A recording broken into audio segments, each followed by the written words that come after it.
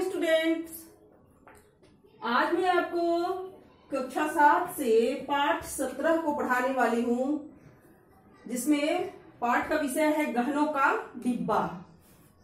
प्रस्तुत कहानी में दर्शाया गया है कि भोले भाले बच्चों का अपहरण करने के लिए अपराधी कैसी कैसी युक्तियां लगाते हैं और एक बुद्धिमती बालिका किस प्रकार उन अपराधियों को छका देती है, यानी मूर्ख बना देती है।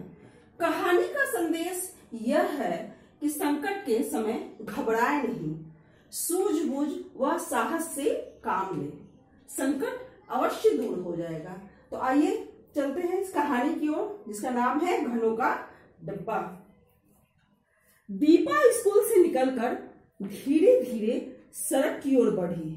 वह 10-5 पग ही आगे चली थी कि अचानक एक कार उसके पास आकर रुकी। उसमें से 2 व्यक्ति नीचे उतरे। उनमें से एक ने दीपा से पूछा, दीपा तुम्हारा ही नाम है? हाँ हाँ दीपा, मेरा ही नाम है, लेकिन आप मेरा नाम कैसे जानते हैं? दीपा ने पूछा। हम भी तुम्हारे पिताजी के दफ्तर में काम करते हैं। 2 साल पहले हम तुम्हारे घर आए थे, तब तुम्ही ने तो अपना नाम हमें बताया था, तुम्हें याद नहीं? दीपा ने कुछ देर सोचा, फिर बोली, आप 2 साल पहले हमारे घर आए थे, मुझे याद नहीं पड़ता। तब तुम छोटी थी ना, बच्चे इसी तरह भूल जाते हैं, है ना? एक व्यक्ति ने कहा। खैर, अब हम तुम्हें एक बुरी खबर सुनाने आए हैं। तुम बहादुर लड़की हो, रोना बिल्कुल मत। लेकिन हुआ क्या, जल्दी बताओ, दीपा ने अधीर होकर पूछा। अभी अभी तुम्हारी माता जी किसी काम से सड़क पर निकली थी, अचानक किसी कार से टकरा गई। बहुत चोट आई है बेचारी को। अपोलो अस्पताल में दीपा दीपा चिल्ला रही है, इसलिए तुम्हारे पिताजी ने तुम्हें लीवा लाने को हमें भेजा है।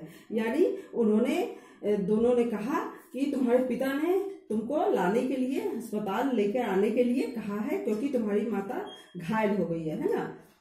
अपनी माता जी के घायल होने की खबर सुनकर दीपा की आंखें छलछला आई, है ना? उसके आंखों में आंसू भर गए।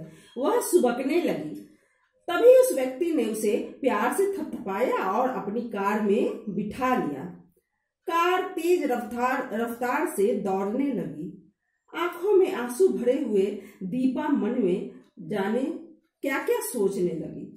अचानक कार तेजी से एक ओर मुड़ी। दीपा को एक झटका सा लगा। उसने बाहर एक नजर डाली। गाड़ी अपोलो अस्पताल से ठीक विपरीत, यानी उल्टी दिशा में सुनसान इलाके की ओर दौड़ रही थी। दीपा समझ गई कि जरूर दाल में कुछ काला है, यानी कुछ गड़बड़ है, लेकिन वह घबराए नहीं। उसके मुंह पर हल्की मुस्कान खेल गई, लेकिन क्षण भर बाद ही उसके मुंह पर परेशानी के भाव उभरे, है ना? अब उसने अपना पासा फेंकने का, यानी अपना वो खेल चलने का, चाल चलने का दीपा ने सोचा, उन दोनों अपराधियों से बचने के लिए।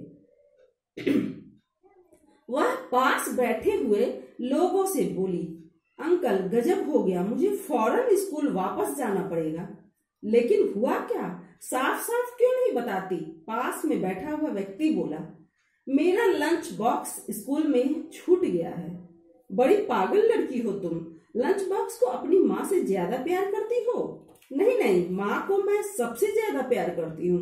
लंच बॉक्स को छोड़ो, मिलना होगा तो वह गहनों का डिब्बा कल को भी मिल जाएगा। गहनों का डिब्बा? गहनों के डिब्बे से तुम्हारा क्या वास्ता? अभी अभी तो तुम लंच बॉक्स स्कूल में छूटने की बात कर रही थी। अब आपसे क्या छिपाऊं अंकल, है ना? दीपा ने कहा, मेरी माता जी अपने गहने लंच बॉक्स में ही तो रखती है। उन्होंने बिल्कुल एक जैसे 2 बड़े लंच बॉक्स खरीदे थे। एक मेरा खाना ले जाने के लिए, दूसरा अपने गहने रखने के लिए। आज सवेरे माता जी ने अपने हीरे जड़े कंगन उतार कर डिब्बे में रखे थे। जल्दी में भूल से मैंने लंच के डिब्बे के बदले गहनों का डब्बा अपने बैग में रख लिया।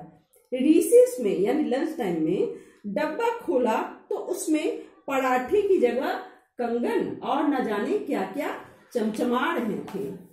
अंकल, भला कंगन से भूख थोड़े नहीं मिटती है, दिन भर भूखी रह गई। कोई बात नहीं अंकल, जल्दी से अस्पताल चल, है ना, दीपा ने कहा। पास में बैठा हुआ व्यक्ति ड्राइवर से बोला, कोई बात नहीं, 5-10 मिनट की ही तो बात है, पहले वापस स्कूल चलते हैं। देखो दीपा, तुम चुपचाप अपना डिब्बा उठा लाना, किसी को कुछ बताने की जरूरत नहीं, कहीं गहनों का नाम सुनकर किसी की नीयत न बिगड़ जाए। 10 मिनट में ही गाड़ी फिर स्कूल के पास आकर खड़ी हो गई। दीपा फुर्ती से उतरी और स्कूल में चली गई। उसे पता था प्रधानाचार्य जी अपने कार्यालय में देर तक बैठते हैं। वह सीधे प्रधानाचार्य जी के पास पहुंची और उनके पास जाकर धीरे से कुछ कहा। प्रधानाचार्य जी ने तुरंत फोन पर किसी से बातें की। दीपा को उन्होंने अपने कार्यालय में ही बैठा लिया।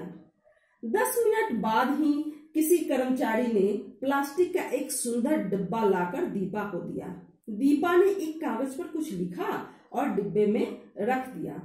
10-15 मिनट और बीते। अब चपरासी दफ्तर में आया और प्रधानाचार्य जी से बोला, साहब, दीपा के मामा जी अपने मित्रों के साथ बाहर दीपा की प्रतीक्षा कर रहे हैं, है ना। दोनों बदमाशों ने क्या रिश्ता कह के भिजवाया कि वो दीपा के मामा है और वो बाहर उसकी प्रतीक्षा कर रहे हैं।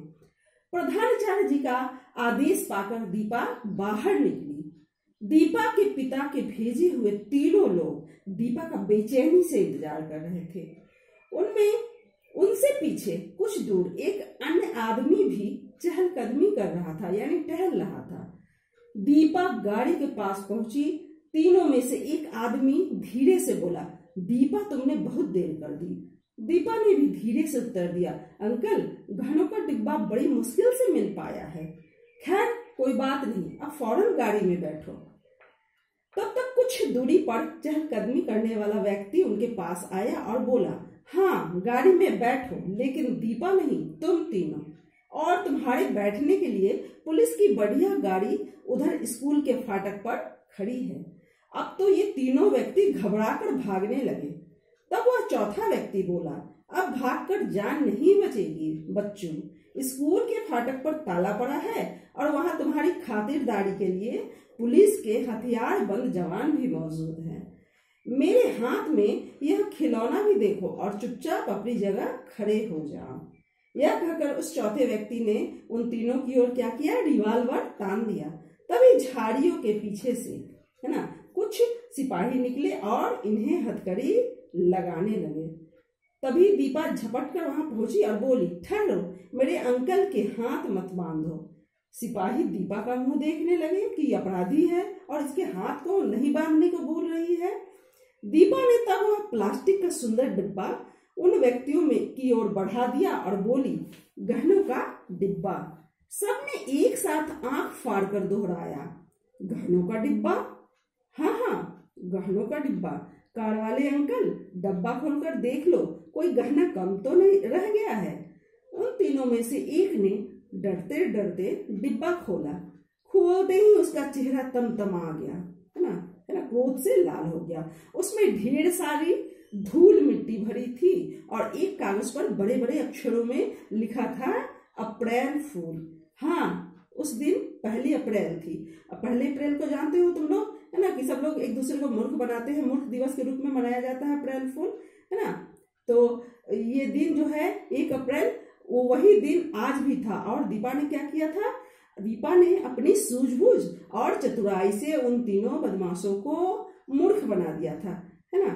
तो बच्चों, इस तरह से हमने देखा कि किस तरह से एक छोटी सी बच्ची जो थी अपनी गलती हो जाने पर, है ना, जल्दीबाजी में, हड़बड़ी में माता के घायल होने की खबर को सुनकर वो, है ना, कुछ सोचने समझने की स्थिति में नहीं थी, तो उससे एक गलती तो हो गई थी, लेकिन उसी गलती को उसने तुरंत सुधार कर क्या किया था, अपने साहस और चतुराई से खुद उसने अपने प्राणों को भी बचा लिया था, है ना, अपने संकट को टाल दिया था अपने ऊपर से। तो बच्चों, इससे जो भी शिक्षा मिलती है आप आशा है ग्रहण किए होंगे और इसके शब्दार्थ को भी आप लिखकर इसको याद कर लीजिएगा। तब तक के लिए धन्यवाद।